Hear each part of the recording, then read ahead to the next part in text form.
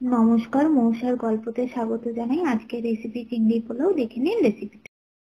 কড়াইয়ে তেল দিয়ে তেল গরম হলে চিংড়িগুলো দিয়ে তার সাথে পরিমাণ মতো নুন দিয়ে হালকা ভেজে তুলে রাখুন। মনে রাখবেন চিংড়িগুলো হালকা ভাজতে হবে, নাহলে রাবারের মতো হয়ে যাবে। চিংড়িগুলো বেশি ভাজা হয়ে গেলে খেতে একদমই ভালো লাগে না। সেই তেলে দুটো তেজপাতা, লবঙ্গ, এলাচ, দারচিনি দিয়ে একটু ভেজে নিতে হবে। লবঙ্গ, এলাচ, দারচিনি থেকে ভালো সুগন্ধ ছাড়লে তারপর নারকেল কুচোনো আর কাজু বাদাম হালকা করে ভেজে নিয়ে ভিজিয়ে রাখা চাল দিয়ে ভালো করে নাড়িয়ে নিতে হবে।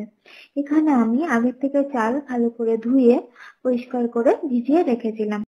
আপনারাও ভালো করে চাল ধুয়ে পরিষ্কার করে ভিজিয়ে রাখবেন। নাড়িয়ে নেওয়ার পর তার সাথে এক টুকরো বাটা দিয়ে আদা, কাঁচা লঙ্কা বাটা দিয়ে পরিমাণ মতো নুন, হলুদ দিয়ে ভালো করে নাড়াতে হবে। দেখে নেবেন যাতে আদা, কাঁচা লঙ্কা বাটা, নুন, হলুদ ভালো করে চালের সাথে মিশে যায়। আদার কাঁচা গন্ধ চলে গেলে কিছুটা পরিমাণ পেঁয়াজের বেরেস্তা, স্বাদ মতো চিনি দিয়ে ভালো করে নাড়িয়ে নিতে হবে। মনে রাখবেন আদার কাঁচা গন্ধ চলে যাওয়ার পরই চিনি দিতে হবে। এরপর পরিমাণ মতো জল ঢেলে জলটা যতটা চাল তার দ্বিগুণ দিতে হবে। আমি এখানে 2 কাপ চাল দিয়েছিলাম, তার জন্য 4 কাপ জল দিয়েছি।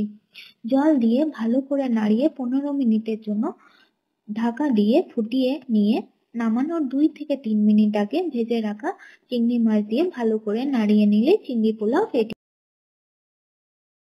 এরপর ভালো করে পরিবেশন করুন আর প্রিয়জনকে খুশি করুন। টাটা।